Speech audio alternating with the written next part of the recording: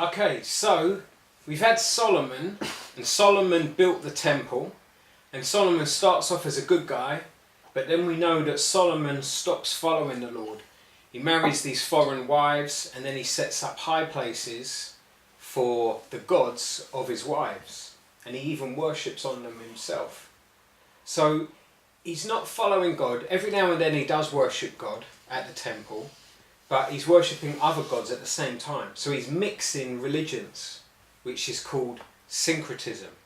He's being a syncretist, worshipping God and worshipping other gods at the same time.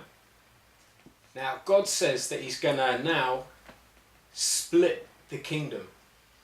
But he doesn't do it during Solomon's life out of respect for David, Solomon's father. So what happens is that Solomon has a son called Rehoboam, and when Solomon dies, Rehoboam is all set to be king. But the people aren't happy at the moment. The people of Israel aren't happy because Solomon, not only was he worshipping other gods, but he was making people do hard labour for his building projects. So he's making people do hard labour. So when his son Rehoboam becomes king, the people come to Rehoboam and they say, "Will you lighten the load?" And Rehoboam decides that he's not going to lighten the load, but he's going to make their life even harder. Now, throughout history, we know what happens when this happens. You end up getting a rebellion. And that's what happens. 10 tribes of Israel say to the king that day, Rehoboam, "Forget you, we're leaving. We've got nothing to do with you." And they decide to split away from their king. And Rehoboam is left with just the tribe of Judah and the tribe of Benjamin. But the tribe of Benjamin is tiny, right? So a lot of the time in the Bible, they just talk about the tribe of Judah as if it's just one tribe. And by implication, Benjamin is added onto that.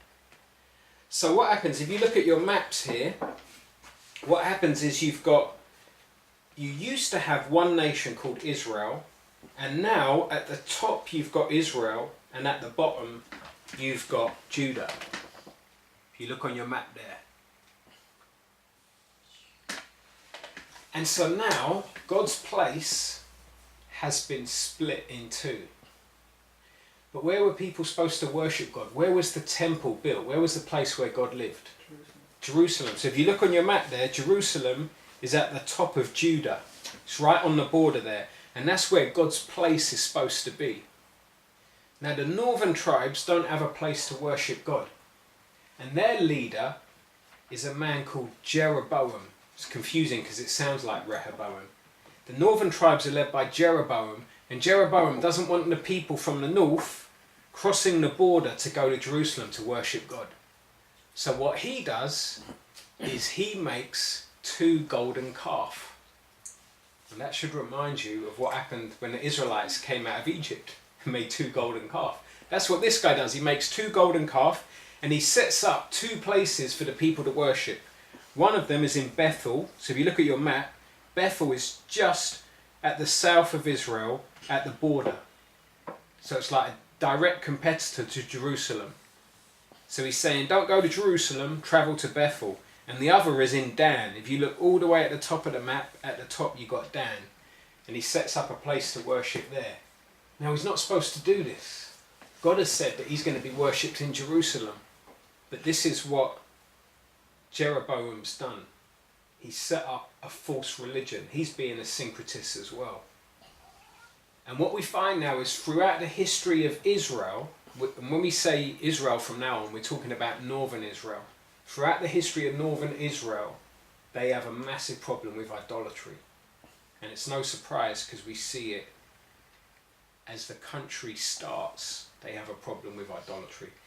Judah in the south has a problem with idolatry as well, but it's not as bad as up in the north. So now we've got this massive problem. We've got God's place, the promised land, and God's people, the Israelites, are now split in two. And for the rest of the story, you're going to find when you read the Bible that when it talks about Israel, it's normally talking about the northern tribes, the 10 northern tribes.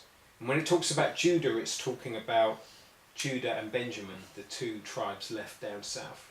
So this is a major problem. So what we're going to do now is just discuss what you think God could do to solve this problem. Now, some of you know already, but just pretend you don't know already what's going to happen. And just discuss what can happen now with this problem, that God's people and God's place is now divided.